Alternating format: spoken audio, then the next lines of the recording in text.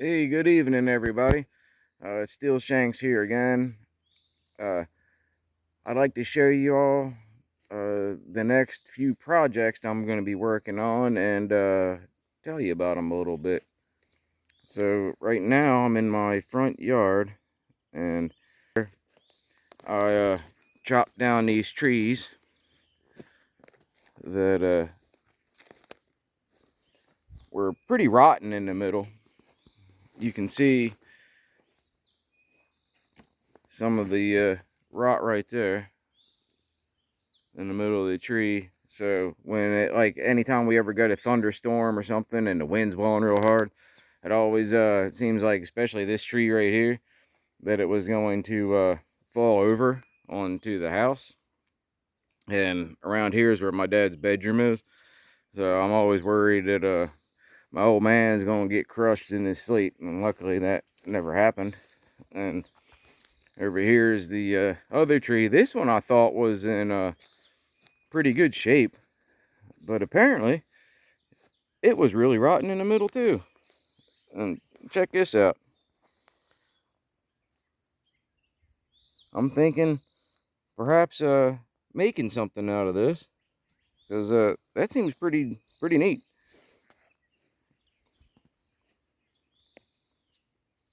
I'm not sure yet what I could turn it into. If anybody has any thoughts on that, let me know in the comments. And this here, somebody back in the day, this house was built in the 50s, and the original owner, for some reason, wrapped this chain around the tree. Not sure why, but it grew in there pretty good. And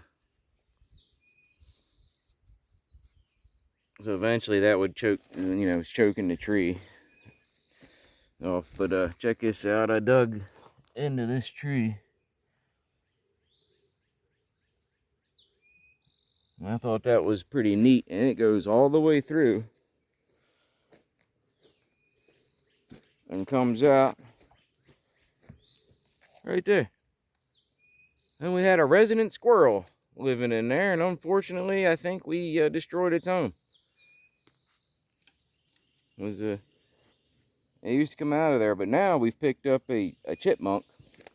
I think my baby girl Pepper right here scared the chipmunk away not long ago. And this parts of the tree here, I was trying to figure if there was anything I could make out of this, because I found it pretty cool. But the one guy that helped me cut some of this up, he cut rounds out of it, so I'm not sure if I'm about to use it for anything really there. But if you want to walk with me around to the back of my place, I want to show you the other tree. And now this one was huge, and I was up in a lift for the first time ever that they used to cut these trees down. And I'm not exactly that great with heights.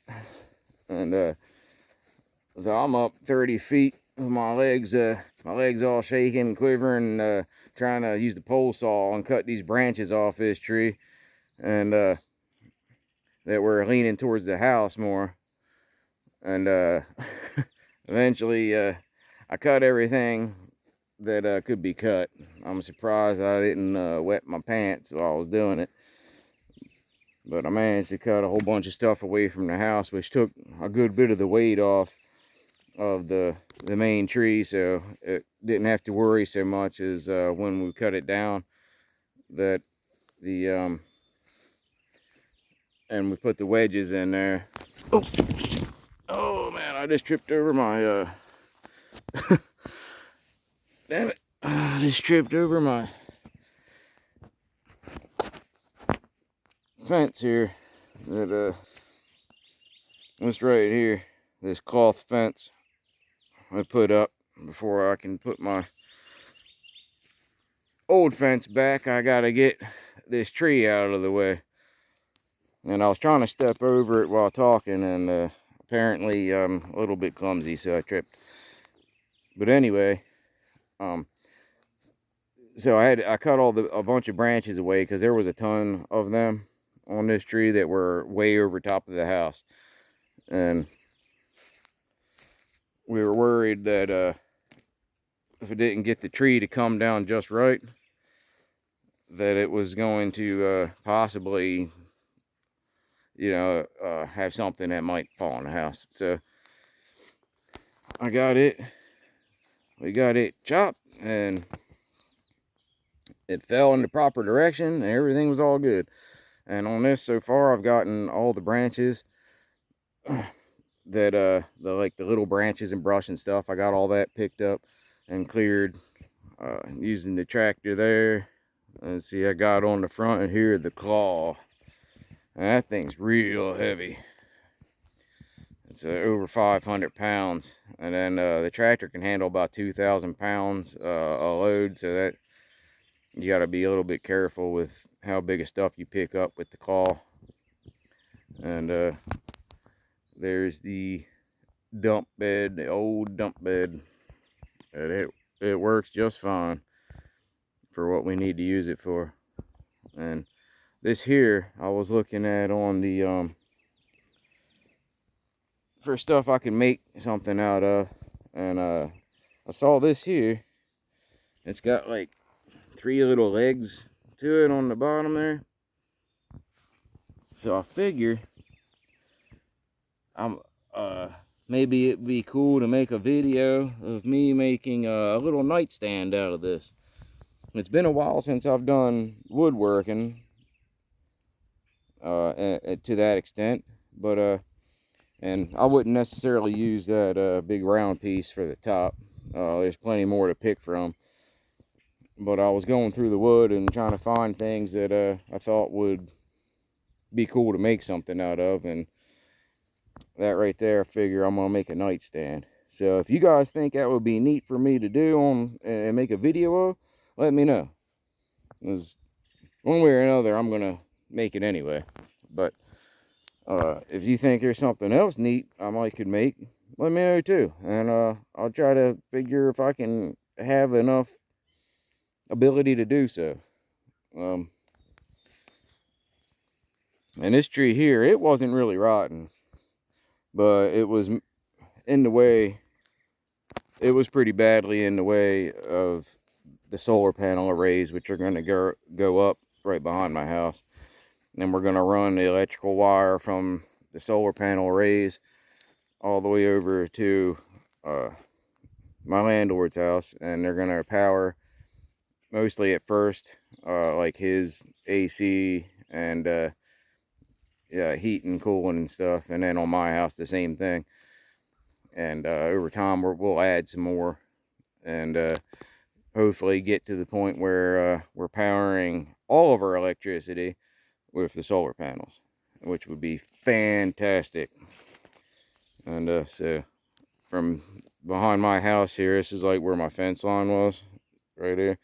So from behind here, we're gonna be coming in. I'm gonna lose a little bit of my backyard for this, because we want to come in a little bit closer. So we'll be starting it from like right there where that pole is, somewhere, and we'll be about in the middle here for the first solar panel array. So somewhere like, hey Pepper, you're a good girl. So somewhere around like the middle of the house here, it'll be where we'll build the first one, and we'll do I think we're planning on doing 2 of them to start out, and then we'll be ordering more solar panels and building. I think we're going to do 4 of them, should cover everything that we want to get started with. But and then back here was my old propane tank that was behind my house. So we picked it up and moved it back here. It still has I think it's about 1/4 of the way full, and propane never goes bad. So we're gonna hook that up to a new generator that my landlord bought, very kindly of him. That takes it can use propane, and you can use gas, you can use propane, and so we're gonna use this tank, hook it up to the generator, and so whenever the power goes out, and it tends to go out quite a bit here because I live, let me get out of the sun, because I live on a very long, windy back road. It's a dirt road that winds its way down the mountain, and it's a couple miles long. And then we live in the valley we're surrounded on all sides by a mountain. And this valley here, my landlord owns 240 acres, and I'd say for the land that I actually maintain, I'm guessing it's at least 50, maybe more, 50 acres or so of it that I have to bush hog and mow and weed eat and all that kind of stuff. And the rest of it's all mountain.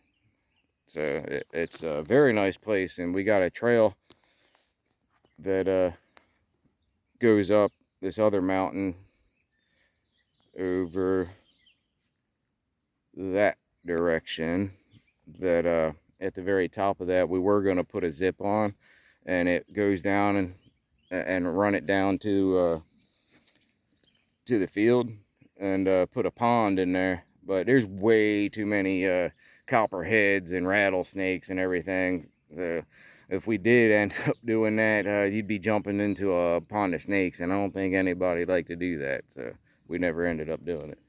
But right here, I'm at I haven't planted anything this year. Money's extremely tight, since I wasn't barely able to do anything last year. But I have worked this garden, and I've come up with quite a bit of tomatoes. I did corn in this one last year or the year before. And over here I did peppers, and I did tomatoes, and like cherry tomatoes and regular tomatoes in this one, and this one over here. And there's my water that goes to the garden. And then back this way, we have the old barn. And this was here from the original owner from the 50s. I've done a bit of work on it. This side of the barn here that's facing the camera right now, there used to be a side building from like right there that went way over that side and down, and we took it off. It's kind of like this part of the lean-to right there where my dog's at the moment. And so I had to take that off because it was completely rotten and collapsed.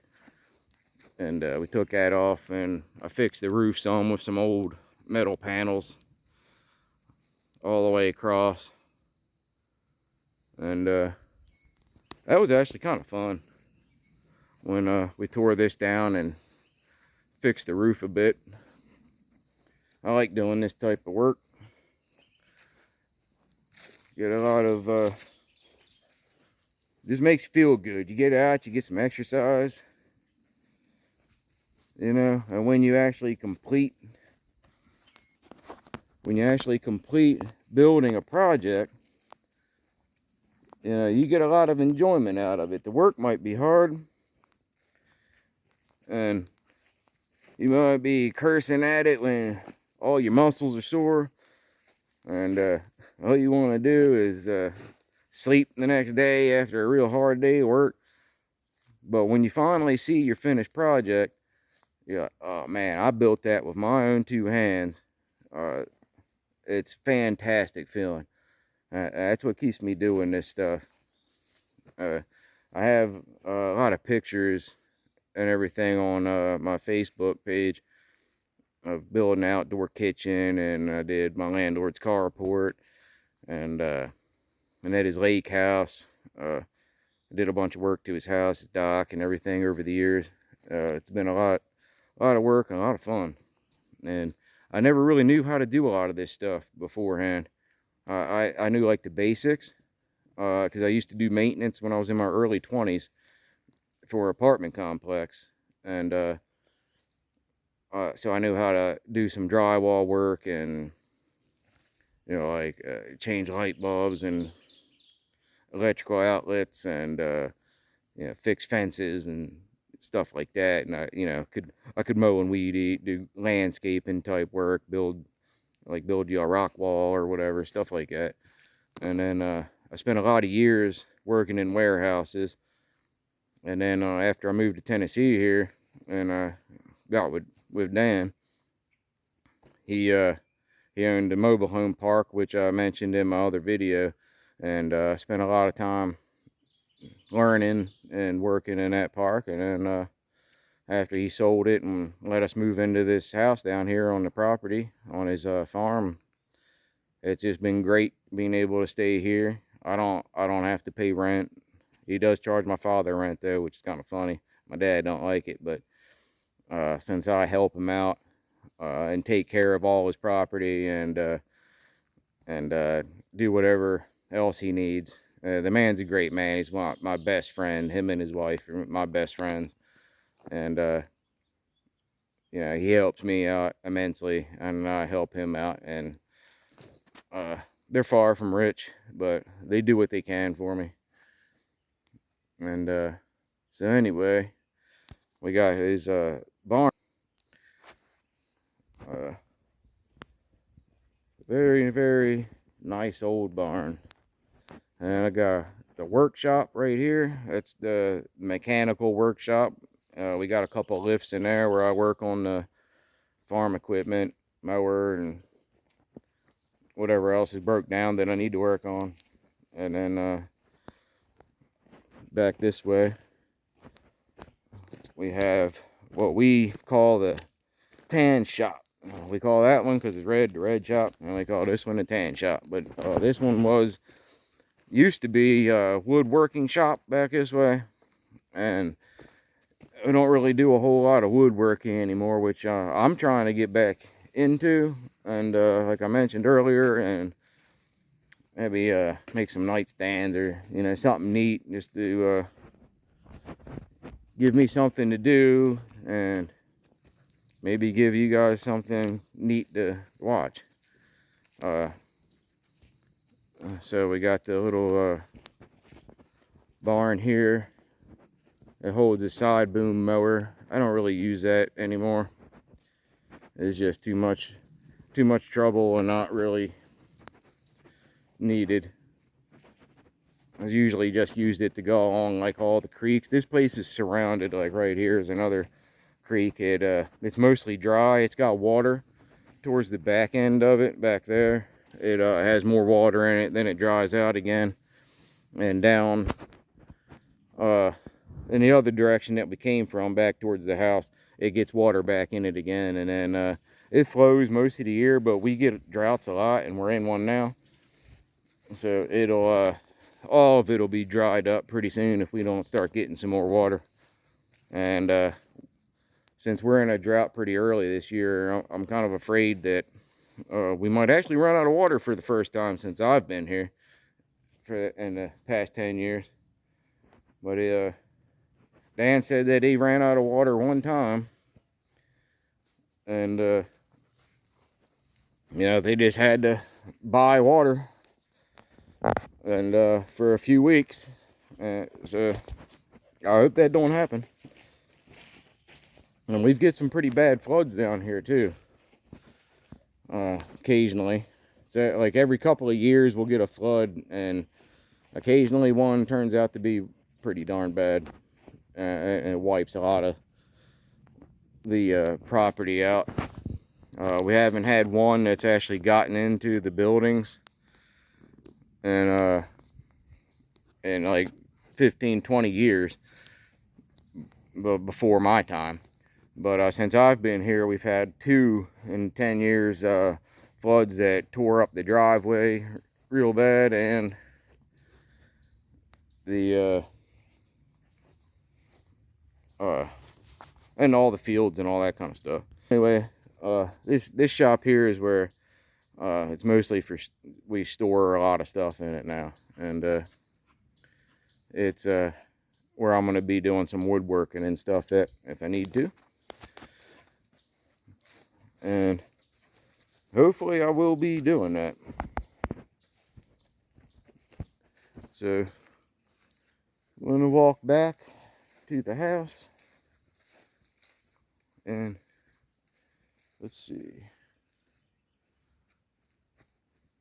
over here, this tree recently fell. It was blocking the entire field. To get back here, I had to get up on the hillside and cut it down, because it was only a matter of time. Part of it fell. It like broke off at the top, and it was only a matter of time before the rest of it fell. Maybe when I'm mowing or something, and that'd be like one of those freak accidents where, you know, like, what happened? How'd he pass? He was just riding the mower and a tree fell on him. Yeah, so we don't want that to happen to me. It's right here. That tree I cut. I used the tractor and shoved it over to the side. There's no sense in chopping it all up and getting rid of it or anything, so.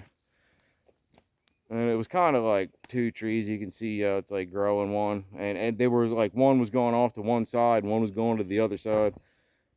And you can see here how it was like split. That's why that one's that way. And then this part of the tree goes this way. So it's a good thing I got rid of that. There's Pepper. Come on, get out of the weeds, Pepper. We don't want too many ticks getting on you, girl. We can't give you flea medicine, remember, because it makes you sick. Come on, baby. Come on, baby. Come on, Pepper. Pepper, come on, girl. Get out of there before a snake gets you. Come on, Pepper. Come on, Pepper. Pepper. Come on, get out of there. Get out of there. You got barbed wire there, too. Anyway, let's head down this way. And I hope I don't blind you guys from the sun, because I'm about to be facing it directly. So I may cut the video off as I walk back up here, because I want to show you guys the creek and the other field that I bush hog. And it's pretty nice. And if you like nature, hopefully you like this video, you know. You like looking at nature, but I think the sun might blind you on my video, possibly. Well, maybe not. I think it looks alright. Go ahead, Pepper. Keep going, girl. We're gonna go back to the house in a minute, baby. Yeah, I love my girl. I rescued her off the road that I live on the dirt road part. She's 5 years old now. Somebody dropped off a few blue heeler puppies, and dropped off a few blue heeler puppies. It was 3 of them. Pretty sad situation that people come here and they drop off dogs all the time down the road, and we don't really have an animal control that you can call to do anything about them. So usually they wander off, and who knows what happens to them. Maybe somebody picks them up. But these 3 puppies, blue heelers, got dropped off, and she was the only one I could get to come to me. There was a little drain pipe on the side of the road, and the other 2 ran inside of there, and she stayed kind of like at the entrance to the drain pipe. And I was able to coax her out, and I got her and put her in the pickup truck, and came back to the house. And I went and got some dog food and went back up there, and the other 2 were gone. And I don't know where they went. I searched all over the place for them. I was hoping to find them. I was going to take them to the animal shelter. That's pretty much the only thing you can do is pick up the dogs and take them yourself when you find a lost dog, or somebody drops puppies off or whatever. And so I ended up keeping her, and she was probably, and from what the vets say, she was like maybe 3 months old, 4 months old. It's pretty much what the vets say. So she's basically 5 years old now. And she's been a great dog. One of the best girls I ever had. See? There she is, cooling off. She loves laying in the water. Ain't that right, girl? You love that water, baby, don't you? You feeling good? Nice and cool? All right, girl, come on. Let's keep on walking, baby. All right. So we're just gonna walk up this way towards my landlord's house. And I just want to show you the bit of the creek here that splits in half. And the other field that I mow, and the back end of it, I take a bush hog. So this is a nice little tour of the property, and I'm just trying to show you what I maintain. This is what keeps me alive and kicking at the moment. If I didn't have this to do, I wouldn't know what to do with myself, to be honest with you. So down here, there's always a lot of, tend to run into copperheads down here where the rocks are. They like to lay out and bask in the sun. This is where we cross over to the field there. And like I said, I mow that part that you can see, and then the back part. We used to bale hay, or not we, I wasn't here when they did it, but they used to bale hay back there using that field. And there's other fields way back where the tan shop was that they used. And then there's down the road that comes to here is another field that they used to use in bale hay, and he used to have some horses. But the hay, we said, was too hard to work for not enough benefit, and so they stopped doing it. And it was shortly after that when he had bought the mobile home park when I started working for him. So anyway, oh, let me show you this is a nice little waterfall. Stay there, Pepper. I don't want you getting near there in case there's a nasty critter over here. But there are a couple nice swimming holes out here too. I might put on film at some point in time. So anyway, this video is just supposed to be about showing you around a bit, so you know what I'm going to be working on next, and maybe you'll want to tune in for the solar panel job. That's going to be a big job. It's going to be a lot of fun. I've never put up a solar panel array before, so it's going to be a lot of digging. Luckily, I don't have to do everything by hand. This time we actually have, to put the posts in, we're going to use a post hole digger, so I don't have to do it all by hand. And then for digging the electrical line, instead of me being out there with a shovel, which is what generally happens, we're going to use a trencher and just dig the line on down, or the trench on down for the line. The that part, I don't mind hard work at all. I work my ass off non-stop. It's part of the reason I have so many physical issues. But anyway, this is where truck I take the trash off in, and I got a little bit of storage over here where I park, and in the front of my house, and down this way there's we got another field, and you can see on the camera that's where I drive across a little bridge there with the mower, and out yonder is what we call the horse barn. which is what it was when he had horses at one point in time. And then the creek goes on down around that way to the road, and down the if you follow the creek down through there, there's a really nice swimming hole when we're not in a drought, and you don't have to worry about snakes and stuff down there. Copperheads generally, for one thing, tend to run away. As soon as you hit the water or get anywhere near them, they go wherever they want to go. So swimming down there is not a problem. I don't really go swimming very often, but my dogs love it. And well, I should say dog, because my old boy Patches, he just turned 14,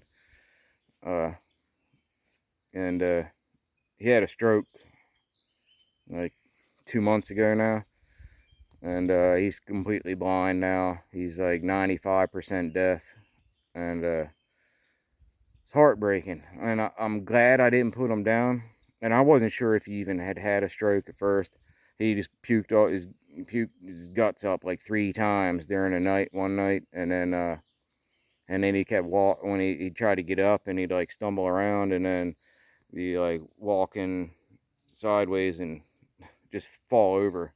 And he was also like bumping his head and everything, and I had no idea what was wrong with him that night. And the next day I realized, when I'm looking at him, his eyes were wide open, and I mean, they were huge, and you could see right away he was completely blind, and he barely would get up. He wouldn't eat. I could barely get him out to the bathroom. I had to pick him up, carry him. But after like the next initial day, you could tell he was getting slightly better. And then by the 3rd day, when I was seriously debating on putting him down, he got up on the 3rd day, and he was able to wander into the kitchen, and went to his food bowl and water bowl, was drinking water, and so I went and got some food, and he ate all his food. I was, oh my God. He's going around mostly by his scent. He can smell me as soon as I open it. He can tell when you open the door, uh, because of the air that comes in. He can smell, and he can tell when I'm coming in. He gets excited. He'll get up, and he barks.